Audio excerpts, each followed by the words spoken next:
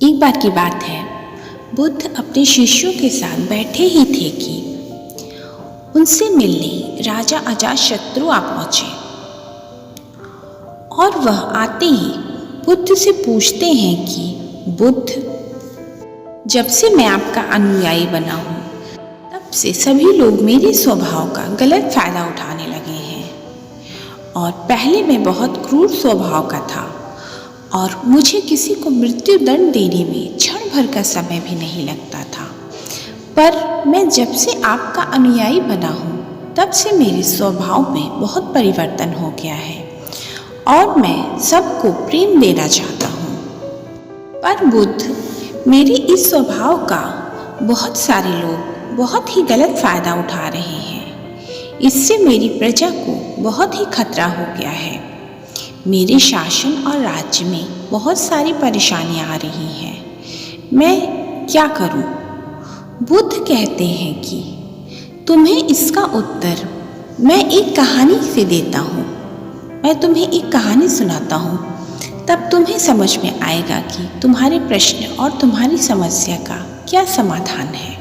एक बार की बात है, एक भिक्षु एक गांव से गुजर रहा था और उस गांव में बहुत ही बड़ा पीपल का वृक्ष था। भिक्षु सोचता है कि क्यों न कुछ देर चलते चलते मैं थक गया हूँ तो इस पीपल के वृक्ष के नीचे बैठकर थोड़ा आराम कर लूँ। वो भिक्षु जैसे ही पेड़ के नीचे आराम करने को जाने लगा, उसी समय गांव वालों ने आके उसे रोका और बताया कि इस वृक्ष के पास नहीं जाओ, क्योंकि यहाँ एक बहुत बड़ा जहरीला सांप रहता है जिसने बहुत सारे लोगों को काटा है और वह बहुत सारे लोगों की हत्या कर चुका है। वह इस पेड़ के आसपास घूमता ही रहता है। जो भी उसके सामने आता है वह उसे जीवित नहीं छोड़ता है। वह बहुत ही खतरनाक सांप है। वह भिक्षु गांव वालों की बात सुन के मुस्कुराता है और बोलता है कि कोई बात नहीं, हर व्यक्ति को एक न एक दिन तो मरना ही है, तो अगर मुझे आज ही मरना है तो यह कोई बड़ी बात नहीं। आप लोग मेरी चिंता न करें और मुझे जाने की आज्ञा दें। और वह भिक्षु वहाँ आराम करने के लिए पेड़ के नीचे चला जाता है। वहाँ पर आसन बिछाकर वह विश्राम करने लगता है। कुछ ही देर बाद वहाँ एक विशालकाय जहरीला सांप आता है। भिक्षु के सामने आता है और कहता है, हे भिक्षु, क्या तुम्हें मुझसे डर नहीं लगता है जो तुम मेरे स्थान पे आकर के विश्राम कर रहे हो? क्या तुम्हें पता नहीं है कि यह मेरा स्थान है और इस स्थान के आसपास दूर दूर तक कोई नहीं आता है, क्योंकि मैं किसी को आने नहीं देता हूँ। जो भी आता है वह मृत्यु को प्राप्त हो जाता है, तो किसी को यहाँ आने की इच्छा नहीं होती है। क्या तुम्हें मुझसे भय नहीं लगता? वह भिक्षु बड़े ही प्रेम से उस सर्प से बोला, भाई, इसमें डरने वाली क्या बात है? मृत्यु तो सभी को एक दिन आनी है। वह भिक्षु सर्प से कहता है, क्या तुम जो कर रहे हो वो सही है? भिक्षु सर्प से कहता है कि मुझे जीवन की कोई लालसा नहीं है, मुझे मृत्यु से कोई भय नहीं है, कोई भी मुझे हानि नहीं पहुंचा सकता है, तो मुझे तुमसे किस प्रकार का भय? सर्प को बहुत गहरा झटका लगा। उसे लगा कि अरे, उस सर्प ने आज तक तो ऐसे ही व्यक्ति देखे थे जो उससे डरते थे या उनके अंदर मुझे मारने की इच्छा होती थी। ऐसा व्यक्ति कभी नहीं देखा था जिसे मुझसे भय न लगता हो। आज तक उसने भयभीत न होने वाला व्यक्ति नहीं देखा था।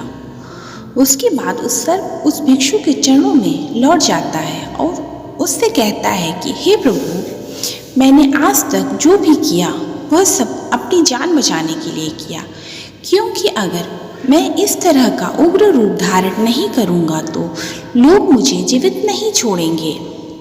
भिक्षु कहता है कि तुम बिल्कुल सही कह रहे हो, लेकिन अगर तुम अपने जीवन में मोह से मुक्त हो जाना चाहते हो तो अपने शांत स्वभाव को देखो और तुम शांत हो जाओ और प्रेम से भर जाओ। सोचो कि बुरे कर्मों की कोई आवश्यकता नहीं है, क्योंकि जीवन तो एक दिन समाप्त ही हो जाना है। इतना कह के वह भिक्षु वहाँ से चला जाता है। वो सर्प अपने भीतर इन सारी बातों को ग्रहण कर लेता है और वह प्रण करता है कि आज से वह कोई भी गलत कार्य नहीं करेगा और वह किसी की जान नहीं लेगा। पर यह क्या हुआ, इसका प्रभाव तो उल्टा ही पड़ा।